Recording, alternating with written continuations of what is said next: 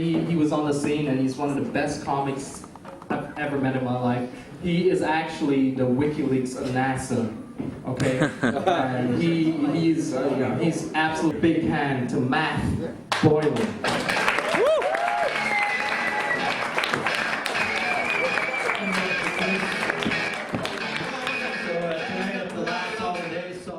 It's a real show, it's an absurd show. A lot of people don't know this about me. I light a cigarette. I smoke.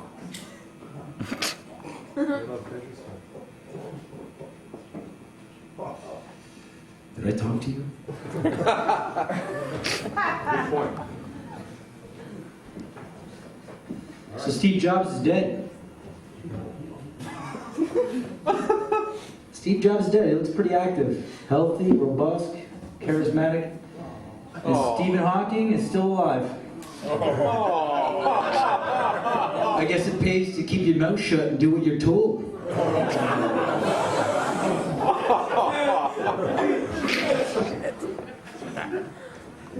That's amazing, eh?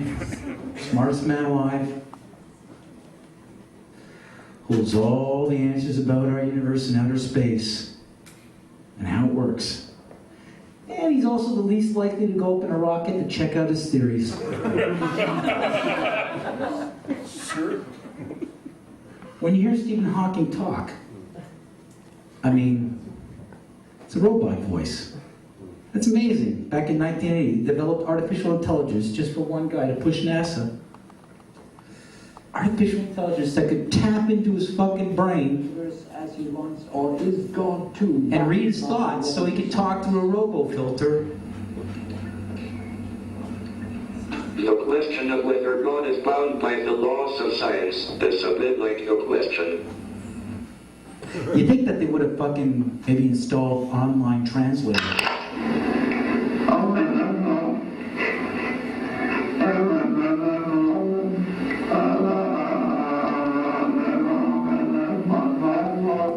Because if they said that was the smartest man in the universe, I don't know if everybody would believe him.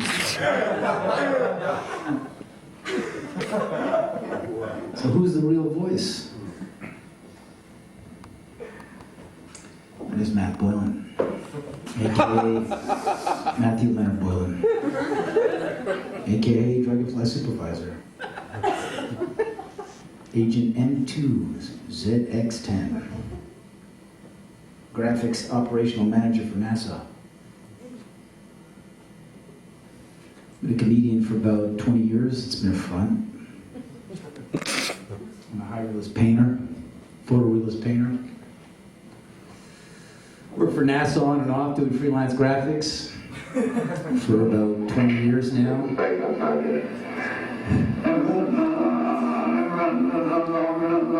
And the quark in the second atom of the quasar in the black hole. NASA. As you can see, we got a nice red serpent tongue coming through there. NASA. And there's the UN flag. Also the symbol of the flat earth. Oh, of course, if I say flat earth, I gotta be an idiot, right? That's what they told you, right? It's a ball. There's no Antarctica in this.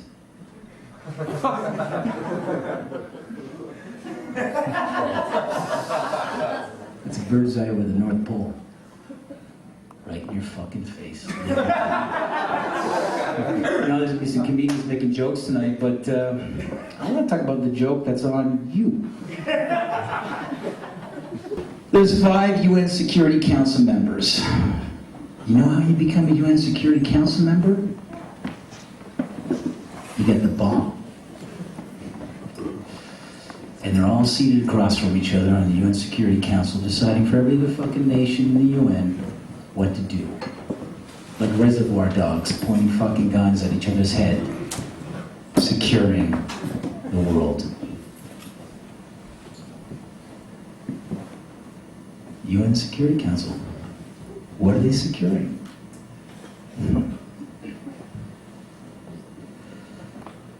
freedom, democracy, human rights, democracy. That's funny. So there's like 360 members of the UN or whatever. But only 5 countries decide what goes on for the world. Some democracy. Line number 1. That's what it takes to be a member. Have a bomb, nuke the planet, go up and take a look at what it really looks like. Outer space. There it is. There's your world.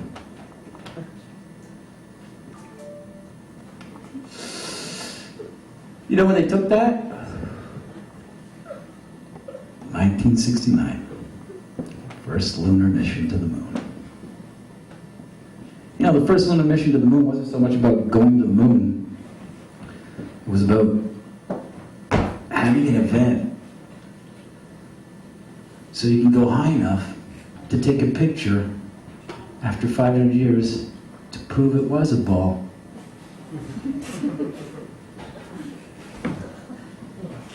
They went to the moon before they crossed the Antarctic. The 2 most watched televised events in history.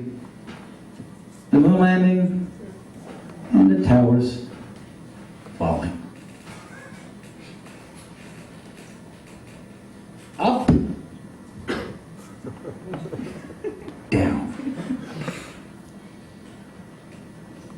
Oh, there they are. Moon landing, 8:17 p.m. Eastern Standard Time, 1969. Isaac Newton, 1666. 666999666. Most people saw the lunar landing and they swear on it because they heard it on the radio. CBS put up screens all over in Central Park, along with NBC, you know, so they could work with groupthink dynamics. Reality is reinforced by group dynamics, witnessing an event. Now, is it really them halfway to the moon? Or they just turned out the lights in the cabin and pressed the camera up against a round window?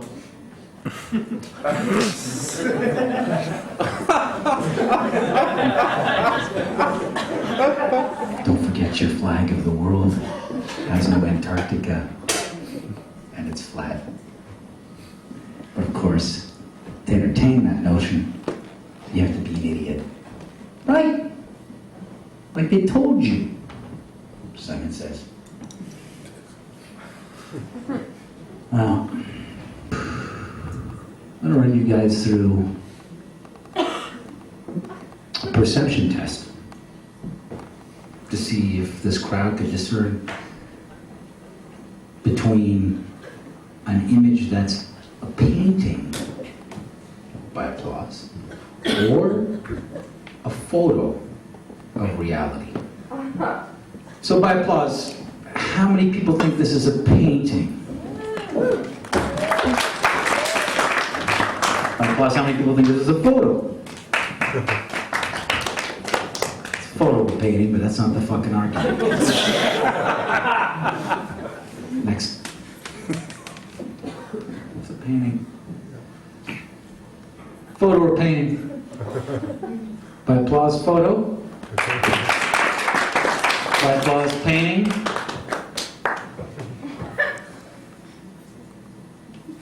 It's a painting by the artist photorealist Cesar Santander.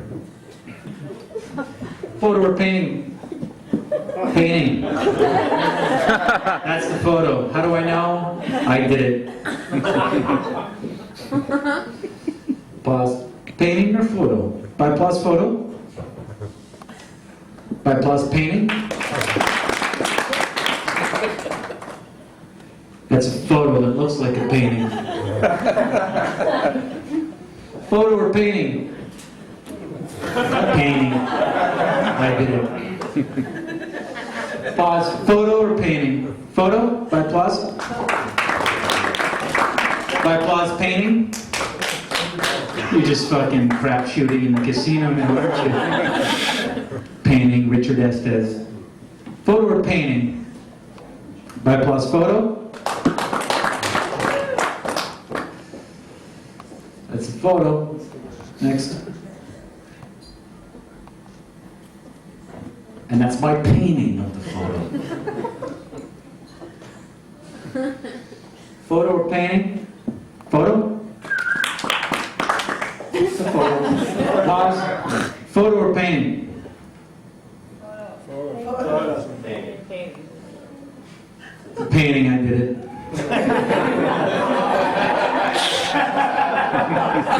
I fucking did it. I own the copyright on all this shit. Pause. That's why I get monetized on YouTube. By the way, I own the NASA channel on YouTube. I swear to God. That's an official photo from NASA. By applause, how many people think that's a photo? By applause, how many people think this is bullshit?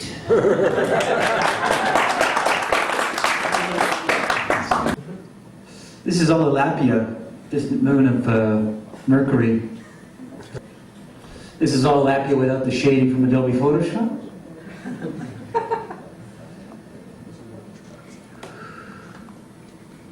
Good look at it. And this is the little section from an ice inlet in the Antarctic that I cut out, and I just cropped the fucking black circle out of construction paper and made a planet out of it. Oh, this is Pupapipia. This is a distant planet of Venus. As you can see here, you can see all the crater textures on my shirt.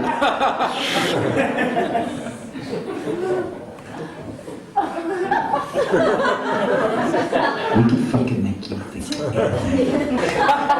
Oh, this is amazing. These are supernovas. They never caught this many suns colliding and actually exploding at the same time by Hubble telescope. And actually, I have a close-up of this. Amazing. This is actually the most distant shot they have of our galaxy. Here's a close-up.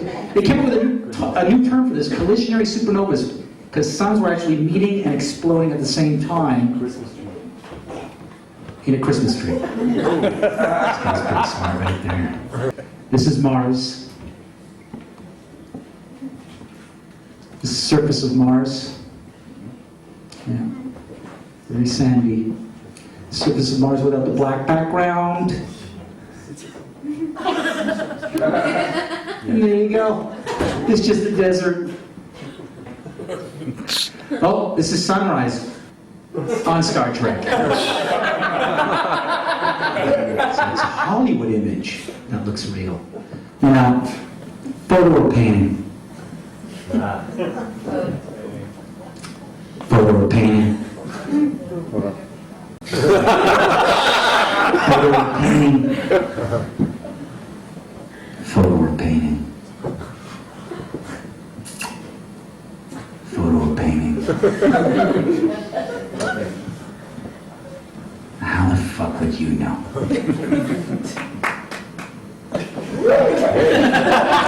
This is actual NASA. Here, pause. You see this cloud formation there? You see Africa? Do you see the shadow line on the top of Africa? Next image. They fucking reversed it. Our boys at NASA, they took the same image, they just flipped it. Did you get it? They flipped it. And they call it two different images. I'm not making this shit up. Well, people are going to go, well, here's some footage of the Earth rotating, liar. So you got you can't see it very well here with the light here, but you got South America turning here. But what's interesting here is has this image been doctored by applause? Yes or no? Has it been doctored? Yeah, it's been sped up because South America at this speed is going to be around in 5 minutes. But what's interesting is the clouds are not morphing.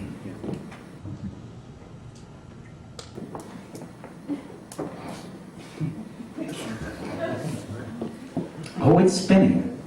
But the artists are too lazy to show how fast the clouds will be morphing at that speed. Check it out. See that cluster of clouds?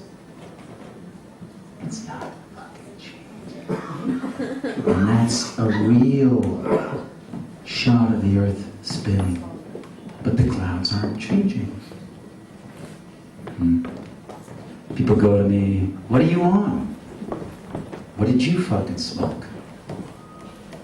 What drugs did you take?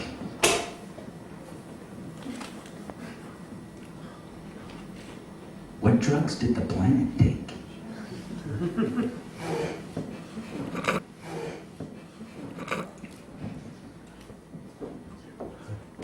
Because you're never gonna fucking know.